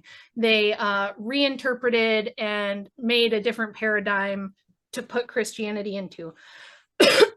the Eastern conception is very different from the Western, both Roman Catholic and Protestant, because the thinking at that time was very different. The people who were around at the time of Christ and shortly after in the first few centuries were dealing with like Greek philosophy and Hellenism and things like that. So it's like a whole different, we call it the phronema. It's like a whole different worldview, whole different way of thinking. Whereas the Western view is very scholastic and very legalistic. So there's less mysticism and there's less philosophical thinking involved. So in America, which is primarily a Protestant nation, it was settled by Protestants who were leaving Europe because even the European Protestants were going to kill them and didn't like them because they were pretty radical. They came here. And so our conception in America of Christianity is very, like the way they view the Bible. It's like a text that just says what it means and it means what it says. You just open it and you just read it and it gives you the gospel, brother. And you hear the gospel and then you accept Jesus as your savior and then you're saved and you're all done. The end, right? But the Bible wasn't made to be an individual study guide or a self-help book or an IKEA manual that you can just open and read on your own. You don't need anything. You just read your Bible. The Bible was compiled by the church over the course of centuries. It was meant to be a liturgical book used in the church in our service, which is called the Divine Liturgy. And it's a bunch of different scriptures that took several councils to decide what was going to be in it and be canonized and what wasn't, and things like that. So the thing that some of the most powerful proofs for Christianity were lost in the West, because the Eastern conception of the scripture is that it is like a metaphysical truth. It's got layers upon layers of meaning within it. It is both allegorical and literal. And it's not something that one person in a lifetime can just read it and figure out what everything means. So we have the entire 2,000-year life of the church and all of the many saints who have come throughout time, the church fathers working together, guided by the Holy Spirit through the church to give us the actual interpretation. Now, if you're not Christian, you might be like, okay, fine, whatever. But man, if you go and read the patristic writings about the Bible and how to understand it, if you get an Orthodox study Bible, which has all the study notes in it with that original patristic church interpretation, it will blow your mind. Like, even if you're not Christian whatsoever, the layers of meaning and truth in it, if you're a truth-oriented person, it's gonna pull you in, and it's gonna change a lot of the way that you think, especially as like a modern Western person. It's really cool. Like, I could do Bible hermeneutics all day. That's another thing that I really love. And I think if more people were exposed to that, I really think that there's going to be a huge return to Orthodoxy in America, because Protestantism is falling apart. I mean, it's become nonsense, prosperity gospel, mega church craziness. You know, you've got dudes in skinny jeans and rock bands and coffee bars, and that's church now. This is Christianity now. It's become so atomized that it's meaningless, right? Are the Mormons right? Are the Seventh-day Adventists right? Is it the Pentecostals? Is it the Baptists? Nobody knows. They don't agree. It's just become this like wishy-washy, watered down thing. I'm not saying you can't get truth from it. I'm certainly not saying you can't be saved. Our church doesn't really make like a proclamation about who is saved, because we know that God can reach people any way he wants to. But we would say that for most people, it's going to be joining the church and joining to the body of Christ and experiencing and partaking in the energies of God, which is what we do through our sacraments.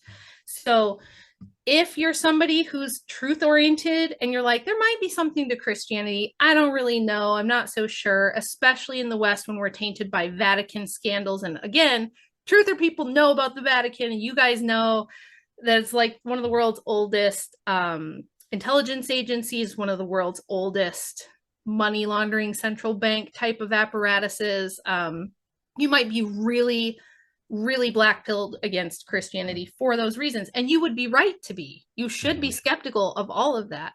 Just look into Orthodoxy, read some of the writings of the early church fathers, and just see what you think.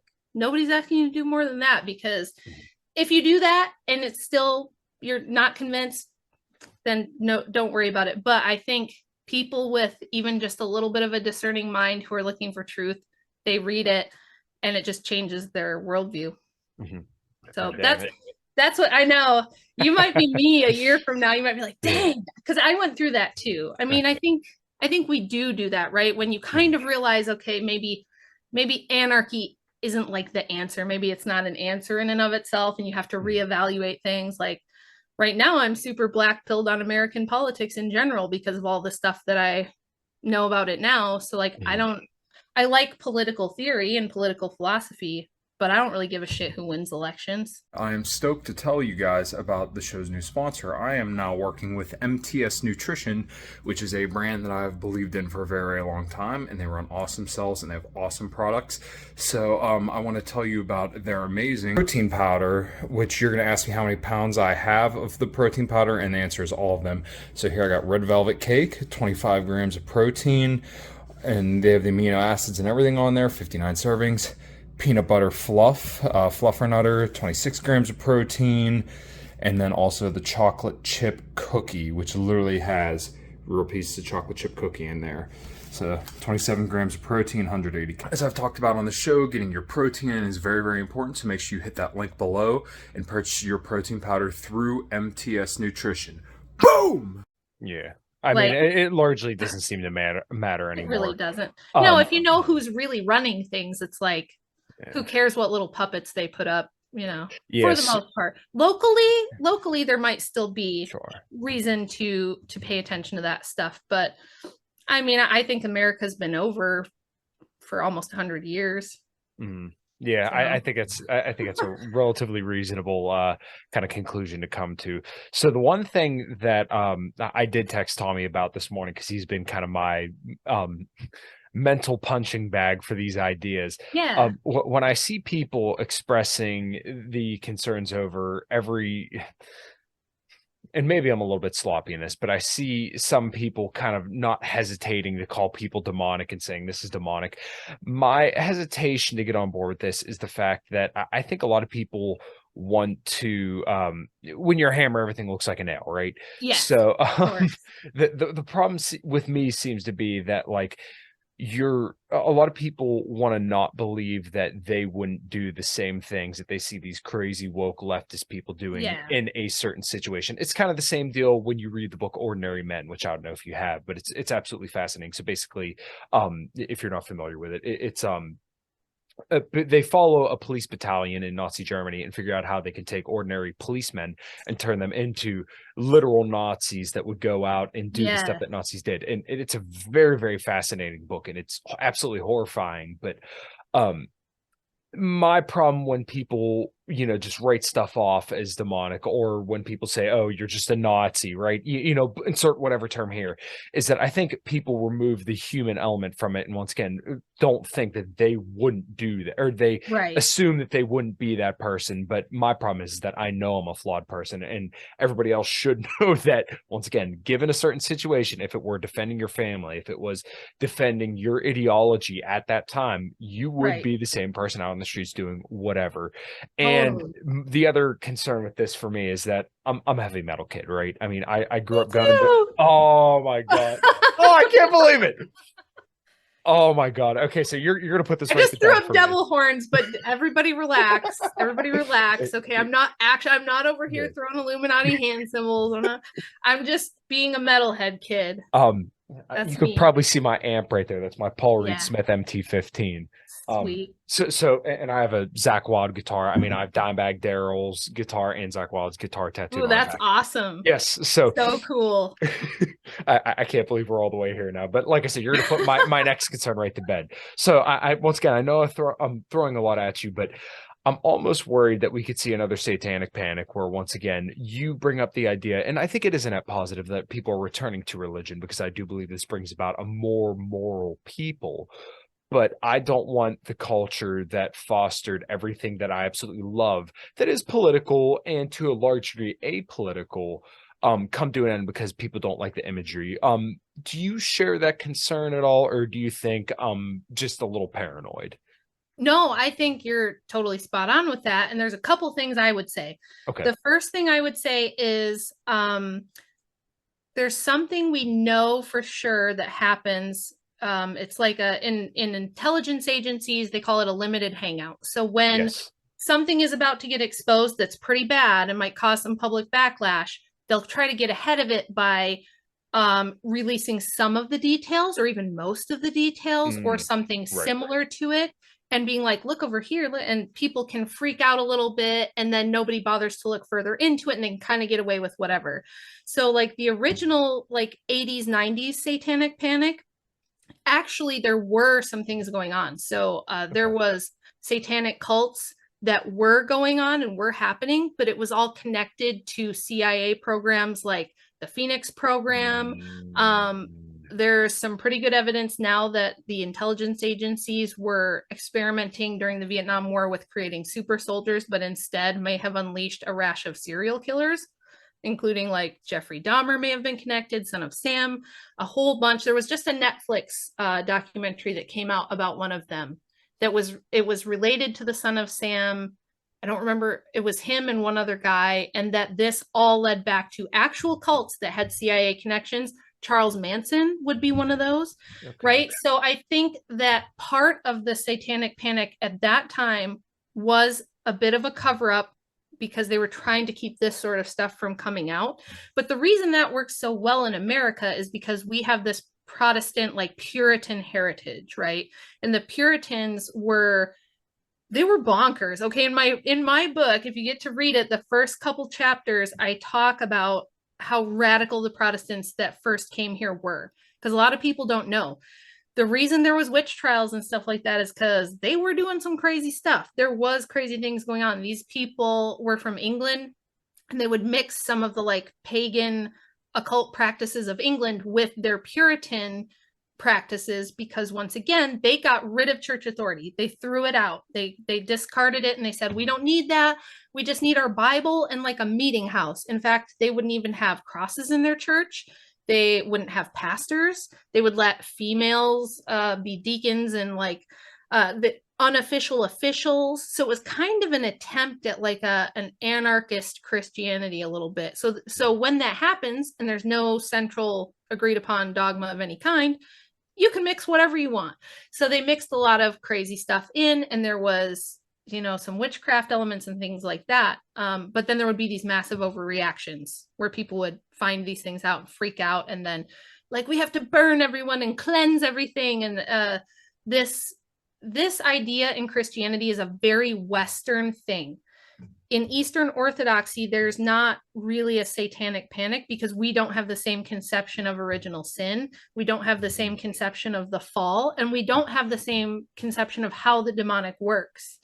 So if you look into that, it puts those things in a much more like, it makes much more sense. You don't get this, like what you were just saying, like this concern of like, okay, but if everything's demonic, where's our responsibility and where does the human element come in? And we don't think of it that way. We think of it like, if your passions are controlling you, that might be due to demonic influence, but the way that you fix that is by doing things like fasting and prayer, talking to your priest and getting counseling from your spiritual father about how to overcome these passions so that they're not ruling and controlling you. So we don't have this idea that like, oh, we just have to exercise and burn everybody and then somehow it'll be better. We have to be like Tipper Gore and make all the metal music illegal, or we have to censor everything. Those things become less necessary. It's a whole different way of looking at things. So we have something called economia, which is a concept that like we're all on a spiritual path. We're all trying to overcome our passions and become more divinized, become closer to God. And that's done through the life of the church, but it's different for each person. So like if there's even monks who are alcoholics, right? So you're an alcoholic monk in the year 500 and you drink 20 drinks a day. You just have the worst alcohol problem. For him, his priest, his spiritual father might say, okay, go to 19 drinks a day. See if you can do that. And then, maybe he would only get to 19 drinks for 5 years, and it would take him another 5 years to get to 18. And it's more of like a individual idea of overcoming your own personal passions and vices. There's not like this, it's not like Roman Catholicism or Protestantism where we're going to like beat you or burn you or make you flog yourself, or like we don't have that same conception of things, if that makes sense. We know that there's evil in the world. We know there's demonic forces, but we don't deal with it in that way. So I think that the cycle, the self-feeding cycle of the satanic panic stuff is like a uniquely Western Christian thing, because of they have this idea that flesh is evil. Your flesh is evil, and the flesh is evil, and like, anything that's fun is evil. I grew up with like kind of that Protestant world of like, no drinking alcohol ever because it's evil, right? And like, no loud music. And it was kind of like Footloose. It wasn't Baptist, it was a Calvinist version. But if you think of the movie Footloose, how like dancing is evil, everything's evil, everything's the devil. Or like Bobby Boucher's mom, everything's the devil that she doesn't like.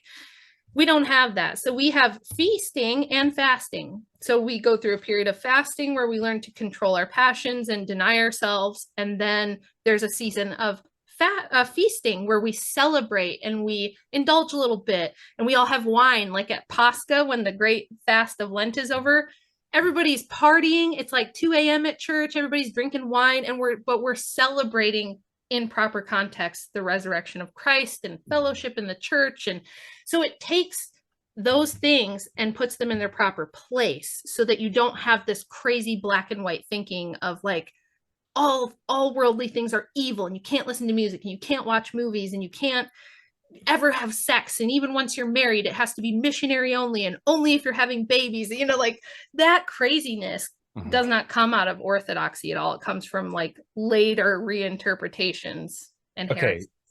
So yeah, that's absolutely fascinating, and that really did put it to bed. So kind of I think the best way in my mind, and you can confirm this for me if you think this is a good way to summarize this, it seems a lot more nuanced, as in, and Tommy laid this out to me really, really beautifully. I'm gonna have to send him this episode because I've mentioned him so much, and hopefully I do him proud.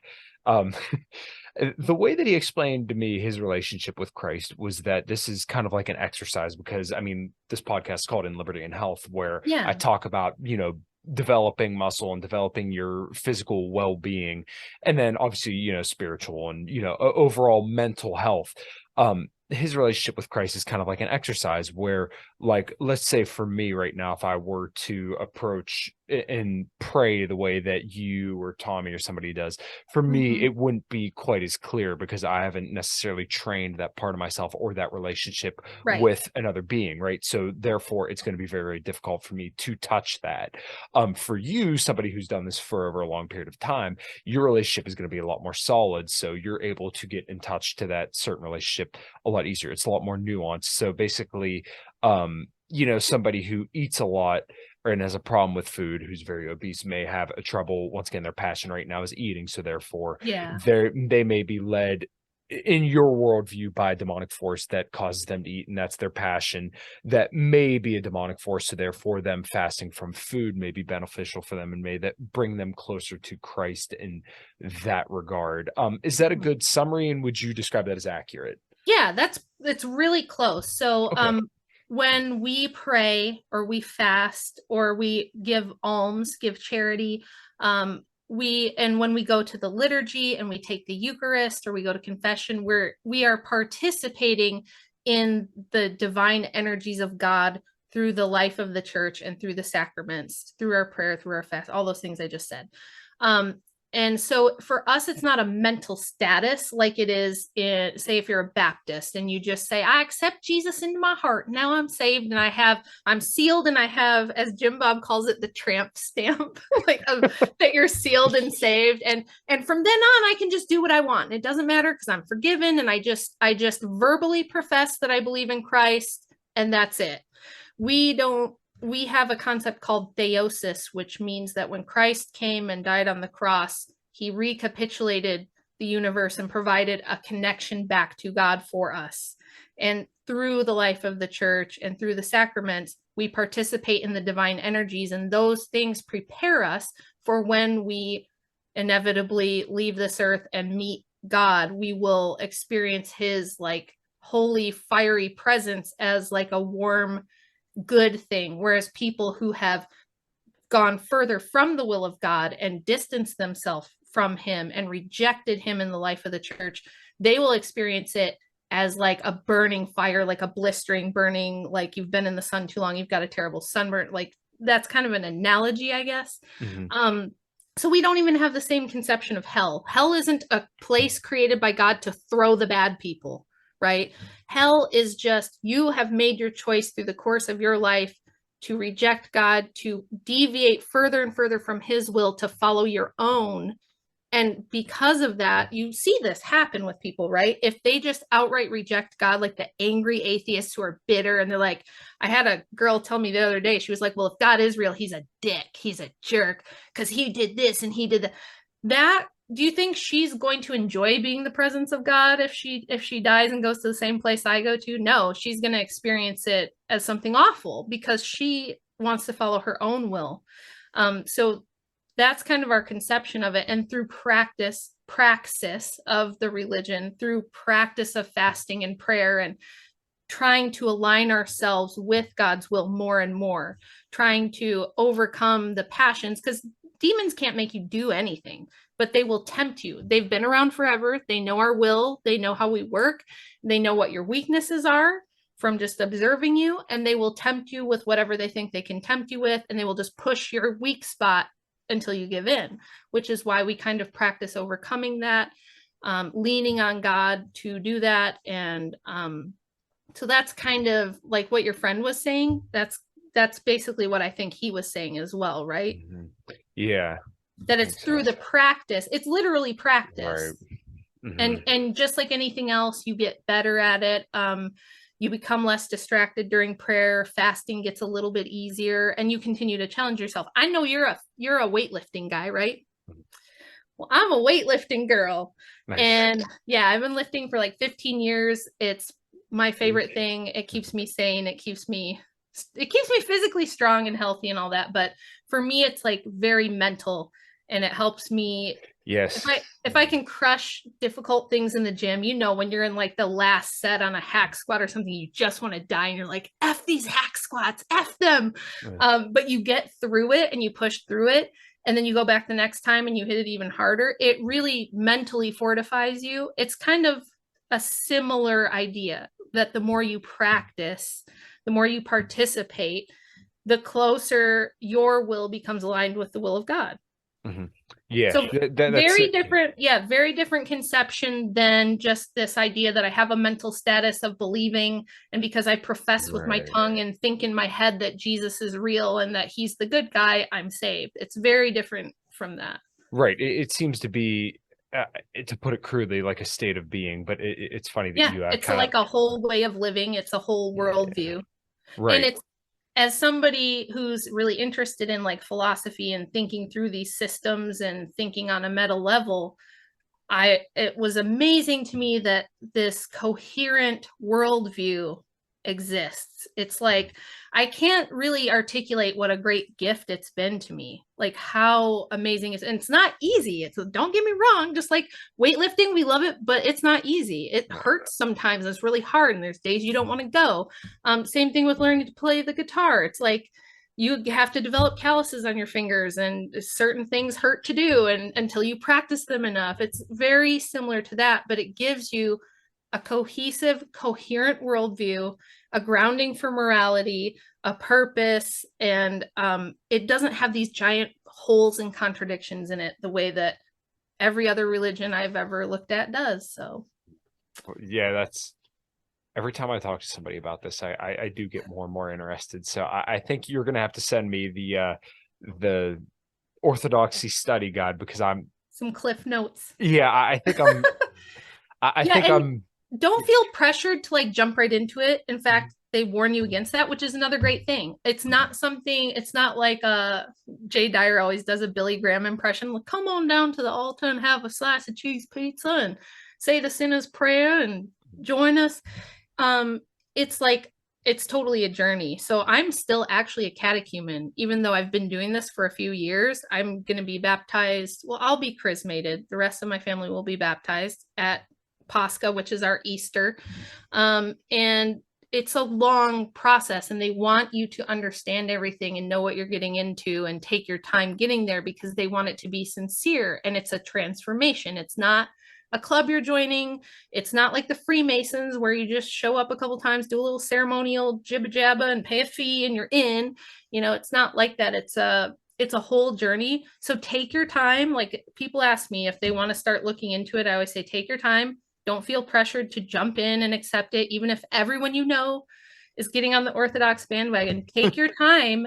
And then, in addition to reading, just go to a divine liturgy and then talk to the priest after. Every church I've been to like 11 different Orthodox churches when I travel and stuff. All of the priests I've ever met have been very willing to talk to you and answer any questions you have. Like, after the service, they have a big coffee hour and they expect to be there for a while talking to people and things. So ask them all your hardest questions. Think of your most skeptical, hardest questions, and don't be afraid to ask them and talk to them, and just try going for yourself at some point, because Orthodoxy here, not here. My priest told me that I had to read twice as much scripture for every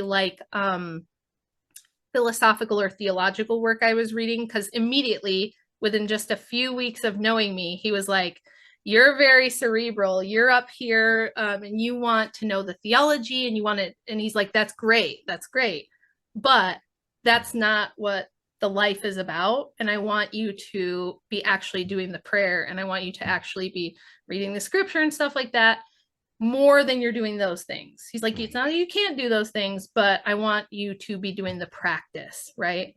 So, because he said he saw a lot of people get really interested initially intellectually, and then they fall away because the living it part, it takes time, and you shouldn't try to jump into it all at once and like, oh, I'm gonna fast. And not only am I, you see this with like vegans or carnivore diet people or CrossFitters. I did carnivore for 2 years, and I've had so many podcasts. I could go where on you for find hours. it and you jump in, and you're like, Oh, yeah. Everyone needs to know about it, and I'm so hardcore. And you evangelize. Yeah. And he's like, that's actually the totally wrong way to go about it. We don't want you to do that, because you'll bite off way more than you can chew, and you'll burn out, because it's not easy. You do have to, like, just like starting working out, you got to start with those really unfun little 5-pound weights or whatever, or the bands or body weight squats. You got to start where you're at. And if you just go and try to deadlift 300 pounds, you're going to hurt yourself. It's the same thing. Like, spiritually, you can actually hurt yourself if you try to jump way ahead too fast. So just take your time. Beautiful. Yeah, I have like these moments of passion when I see my wife working out. She sent me a video of her deadlifting a little over 200 pounds, and I'm like, man, look at her go. God, she's such a badass. But I've got her working out consistently 2 days a week. I go 4 days a week, and my record, I think, I had a 500-pound deadlift, and I've deadlifted 455 pounds 3 times. And squatted 315 for 5 reps, and the bench stuff, my chest kind of sucks, but that is what it is. Yeah, I have crummy shoulders. I actually just graduated. I had a little tear in this one. And did some rehab. Well, I've completely torn this rotator cuff, rehabbed it, didn't need surgery. I just did that with this one, but it wasn't as bad. And but I went through a long powerlifting phase. Now I do kind of more like power building, where I'm still lifting pretty heavy, but it's a little more bodybuilding oriented. I am 42 years old. I'm not trying to max bench press anymore, because I want to still be able to move. But when I was deep into powerlifting, my 1 rep max on bench was 155. Deadlift was 250. And then I think my squat max at that time was like 205. And I was maybe like, I don't know, 140 pounds or 135, 140 pounds. So that's pretty good numbers for a girl. I'm probably actually like more muscular now than I was then, just because of a lot more volume and a lot more years. But yeah, I love doing strong girl stuff. And that's why I think it's weird sometimes that I'm out here talking about why feminism sucks, and that I actually do think the patriarchy is God's order. And I think that women were the primary benefactors of the patriarchy. We're the life givers, we're the child bearers, okay? And one thing you find out if you ever do what I did and you're crazy and you have 5 kids is you find out that you can't be the boss and have a career and also do that unless you want to do a crappy job at mothering. Motherhood shouldn't be a part-time nights and weekends gig that you do around your career. And that's what it's become for most people. And when I had my kids, I didn't want to do that. I wanted to stay home with them. And I was really lucky. And I'm super thankful that my husband was willing to work 60, 70-hour weeks for over a decade to make that possible. So when I hear about how terrible men are and how they ain't shit and you don't need a man, you don't need a baby daddy, I'm like, I do.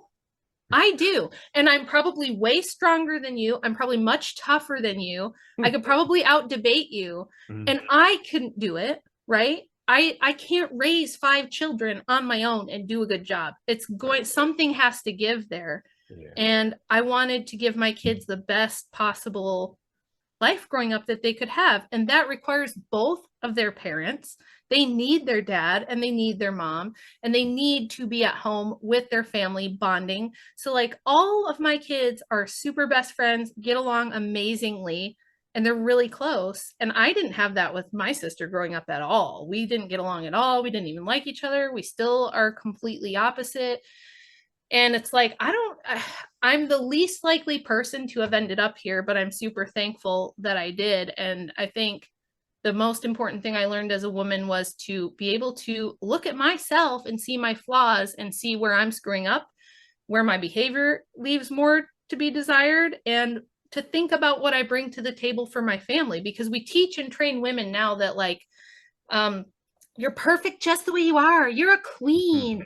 And the saying I hate more than anything is when girls say, if he don't like me at my worst, he doesn't deserve me at my best.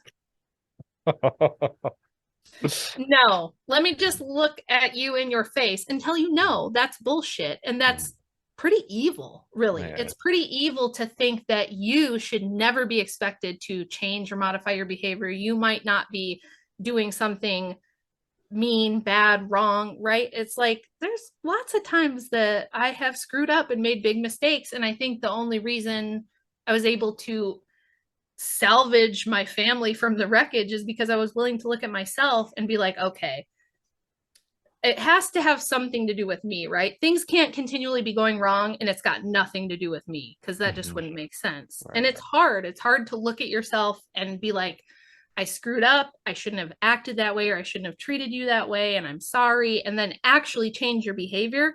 And I think we train women specifically not to do that. If anything's wrong in the marriage, well, he's a narcissist. He's a narcissist and he doesn't love you, because if he loved you, he'd just worship you and give you everything you want. It's to the point now that a man saying no to a woman is abuse. Right. Just a guy saying, if my husband's like, I'm like, I want to do this. And he's like, no, we're not going to do that. We're going to do this. Like, I love you, but we're doing it this way because this is what needs to happen. Just a man doing that anymore is abuse. And women will leave a guy over that. Mm-hmm. But then at the same time, a guy who lets them do whatever they want, they don't respect him and they end up leaving him anyway. Right? So women are put in this, and that's why they come to this conclusion that men just suck. No, men don't suck. Men don't suck. They have their proper place and the things that they're inclined to do that are good for you. And you should accept that. Just accept that, right? And you have your things that you offer and that you bring to the table. But I think another thing the Manosphere gets really correct is that women never think about what they bring to the table. They don't think about what they bring to the relationship. Right. They think that having a vagina is all you need. That's all I need. I have a vagina. What? I have boobs, right? And it's like, no, you need to think about, again, the second half of your life. What about when you're me and you're 42? Okay. not downing myself or anything, but it's like, I'm 42. Okay. It's only downhill from here. Like I'm going to get wrinkles. Gravity's going to take hold. I'm never going to be 22 again. So what am I going to do with the second half of my life? Have an OnlyFans? Be hot? Get more plastic surgery? It's, so I did all the hard work on the front end. And now in the second half of my life, God willing, I'll have a whole bunch of grandkids. I'll have a church community that is a real family. I'll have this wonderful relationship with my husband because we've been through stuff that nothing's going to break us now. Like if we got through all the things we got through, there's nothing that's going to break us up now. And we're best friends and it's awesome. So don't listen to feminists. Don't be an e-thought. Don't have an OnlyFans. Don't ride the cock carousel until you're 35 and then you're crying because no one wants to marry you. Get my book, read my book, and don't be a feminist. Nice. I really couldn't think of a better way to end it than that. This has been I probably say this more than I should, but this has been just such an awesome experience to talk to awesome people like yourself. But this has been a truly awesome show, and I'm glad you could come on to drop some knowledge and entertain the anti-feminist thoughts that I don't get to quite share as much as I really like to do. Over the past couple of months, I've definitely railed against it, and it seems like people like it. But this was really, really cool, and I'd love to do another one sometime. So one more time, if you got any plugs, drop them, and if not, we'll close her out. Yeah, sure. Go sub to my brand new baby YouTube channel. It's just Rachel Wilson. If you go to my Twitter, I have a link tree there. It's at Rach4 patriarchy, Rach for patriarchy. And then I've got a Substack you can subscribe to where I post all of my fancy pants academically inspired articles and writings that I do. You can catch me on Jay Dyer's channel. I just did a big show with him that everybody seems to really like. And I debate on The Crucible and on Modern Day Debate. So if you want to watch me smash some feminists and make all their dreams crumble before their eyes, you can go there. But yeah, great talking to you. And I would love to come back sometime and hopefully we'll keep in touch. Absolutely. Yeah. Well, I'm going to have to catch up on some of those feminist debates because it's been quite a while since I've seen feminist tears. And I must say, I got to imagine they're still just as tasty as they were back in 2015 and 16. Yeah. Yeah. It's pretty satisfying. And I do it with love. You know what I mean? It's been really inspiring to have a ton of women who have read my book or watched my content email me or even write me letters in the mail. Because I put like my mailing address out there sometimes for people to send me letters. And there's been so many women who have reached out to me and said, I'm in dental school, or I'm in my last year of medical school, or I'm about to go to college. And all I really want to do is get married and have kids. That's what I want to do, what you're doing. I want to stay home. I want to homeschool. I want to be with my children. But I don't feel like I can tell anybody that. My parents won't understand. They'll be disappointed.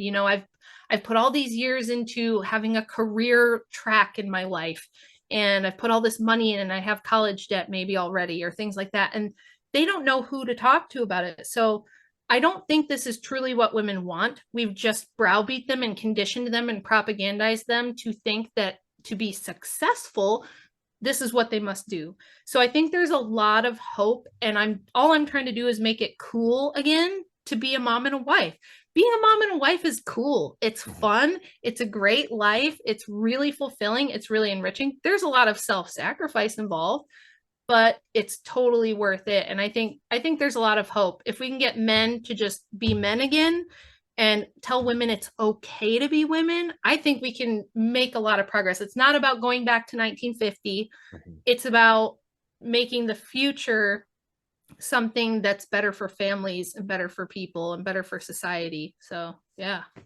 No, I'm really glad you laid it out that way because as the Manosphere guys say, there will be no going back. There's only going to be going forward. Yeah. And I think that we need to shape the future in a way that may resemble that, but with all the technologies and advances that we have today, and just kind of shape the world a little bit better for those who come after us. As unfortunately, it doesn't seem like those who came before us quite left us the same fortunes that they had. But, I know if my mom was wearing a WASP shirt, I'd be pretty stoked. So I think you're doing a good job. Well, It's funny because my older kids, when they were like teenagers, they're 20 and 22 now. So when they were teenagers, they were like, I don't get it, whatever. You know, they thought it was totally weird. They're like, my weird mom talked about this feminist stuff. I don't know. It's fine. And now they're like, okay, we get it. We get it. And like now that we look back, we're pretty happy. You know, like my 19-year-old says me not putting her in public school because she was in public school for a few years. She wanted to try it.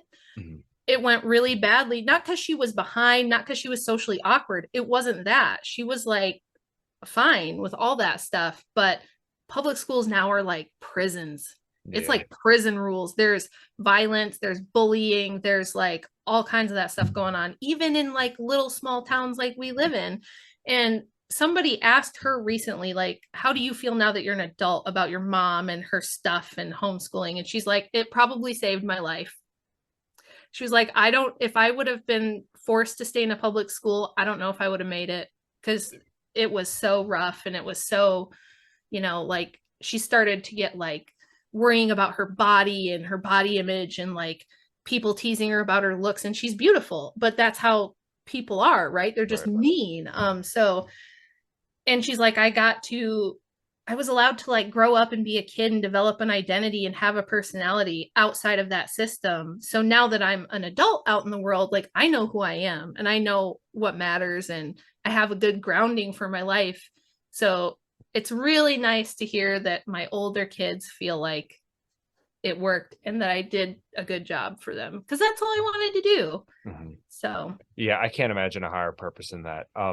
Yeah, Rachel, this was absolutely awesome. So like I said, we'll definitely have to do it again, and we'll keep in touch. I'm going to watch some of your debates tomorrow, and you know, hopefully we can both enjoy some feminist tears together sometime. Yes, that would be great. We'll do. Awesome, Rachel. Thank you. Thanks for having me. Of course.